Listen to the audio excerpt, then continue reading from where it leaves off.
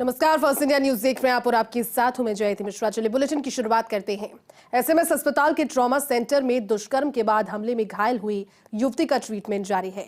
युवती के बेहतर ट्रीटमेंट को लेकर एसएमएस मेडिकल कॉलेज प्रशासन ने बोर्ड का गठन कर दिया है, जिसमें शामिल डॉक्टर की देखरेख में फिलहाल युवती का उपचार जारी है।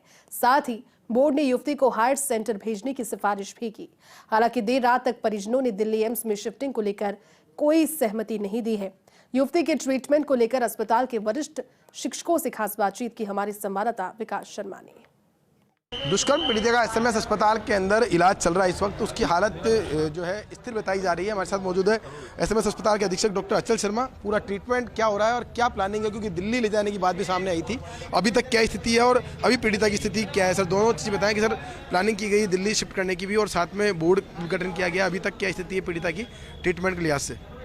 देखिए, पीड़िता को जब यहाँ लाया गया उसको काफ़ी गंभीर चोटें थी। उसके सिर पे, चेस्ट में, पेट के अंदर काफ़ी गंभीर चोटें आई थी और उसी को देखते हुए यहाँ पे इलाज किया गया। तुरंत ऑपरेशन किया गया एज एन इमरजेंसी और अभी भी यहाँ पे इसको आईसीयू के अंदर इलाज चल रहा है। इसमें कोई इसमें बात नहीं है कि वो गंभीर स्थिति है, लेकिन उसमें पूरा मेडिकल बोर्ड गठित किया गया जो जिसकी निगरानी में उनका ट्रीटमेंट चल रहा है।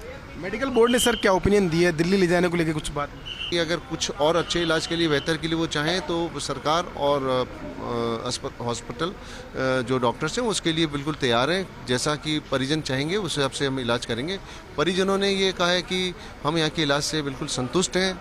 हम जो ये इलाज आ रहा है देख रहे हैं उससे हम उसको ठीक समझते हैं और अभी यहीं रहकर इलाज करना चाहते हैं। तो अभी मतलब शिफ्टिंग को लेके कोई प्लान नहीं है अभी? जी नहीं, इसमें तो ऐसी कोई बात नहीं, लेकिन जैसा कि मैंने आपको कहा कि हमेशा ये प्रयास है और सरकार का भी ये प्रयास है कि उसको बेहतर से बेहतर इलाज मिले। इसके लिए इस क्रम में उनसे पूछा जरूर जाता है कि भी ये सारी चीज़ें हैं, अगर आप जो भी जिस भी दिशा में आप जाना चाहेंगे तो सरकार उनके साथ खड़ी है। अनुराग धाकड़ जी ट्रोमा प्रभारी है, उनसे बात करते हैं। अनुराग जी, अगर मेडिकल की लिहाज से बात करें, जिस दिन आई थी पीड़िता उसके और अभी आज की दोनों की कंडीशन में कितना वेरिएशन आया है?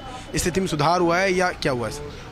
काफ़ी अंतर है। जिस समय पीड़िता आई थी उस समय जो उनकी शारीरिक स्वास्थ्य था वो शॉक की स्थिति में थी, गंभीर स्थिति में थी, किंतु ऑपरेशन के बाद और जो यहाँ चिकित्सा सुविधाएं उपलब्ध कराई गई ट्रॉमा सेंटर में, तो उसके बाद काफ़ी सुधार है और उनकी स्थिति स्थिर बनी हुई है। और जैसा कि हमारे माननीय अधीक्षक महोदय ने बताया कि जो रोगी है उसके परिजनों का यहाँ की चिकित्सा व्यवस्था में एक विश्वास दृढ़ हुआ है और एक सुरक्षा और अपनेपन की अनुभूति हुई है। तो वो उनको ये विकल्प देने के बाद भी कि भाई राज्य सरकार की तरफ से एक में सवाल ये भी है कि यहाँ ऐसी क्या सुविधा है उपलब्ध नहीं है जो वहाँ उम्मीद है कि वहाँ मिल जाएगी, इस तरह की जो अपन ने प्लानिंग दिया है? जो सर देखिए, ऐसा है क्योंकि जो all India institute of medical sciences या अखिल भारतीय आयुर्विज्ञान संस्थान है वो देश का सर्वोत्तम संस्थान है।